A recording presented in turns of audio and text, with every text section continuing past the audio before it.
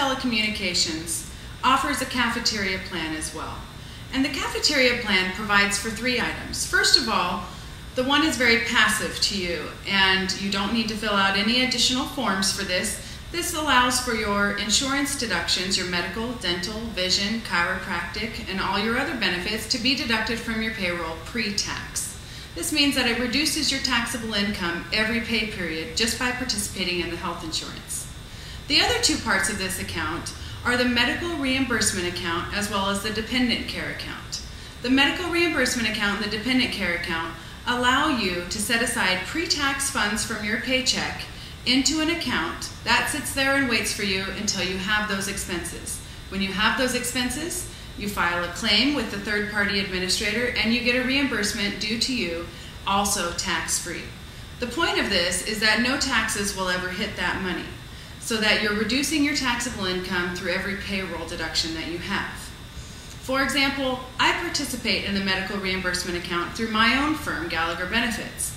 The reason why I do this is because I wear prescription eyeglasses, I take several prescriptions a month, and every once in a while I know that I need to visit the doctor.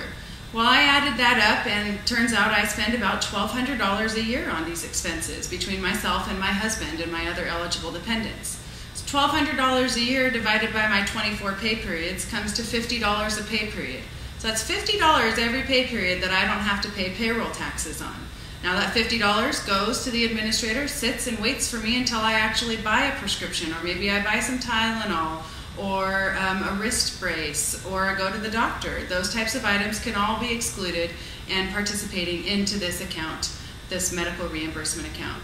Through Pinnacle Telecommunications, I can set aside up to $2,000 of my income every policy year. The policy year runs from September 1st, 2010 to August 31st of 2011.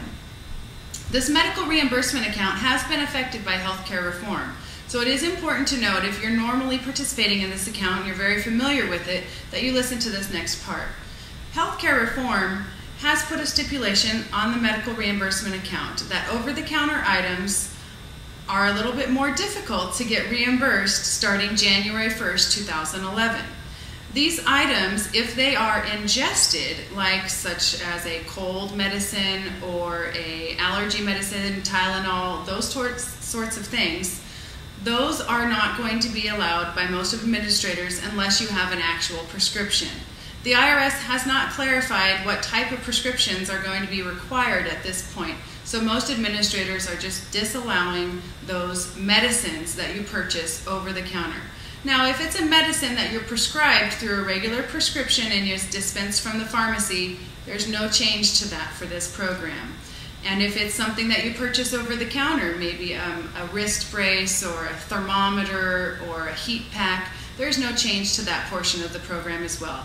The only portion that the IRS is making a change to at this point is effective January 1st, 2011, medical reimbursement accounts will no longer provide reimbursements for medicines that are ingested, that are purchased over the counter. The other opportunity that you have, the third option, is to participate in the dependent care account. This account operates very similarly to the medical reimbursement account in that you can set aside pre-tax funds from your paycheck into an account, but this account is for child care expenses or elder care expenses.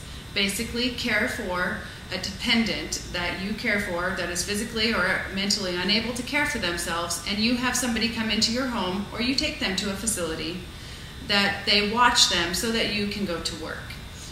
This is the dependent care account. You're eligible to set aside up to $5,000 of your income pre-tax.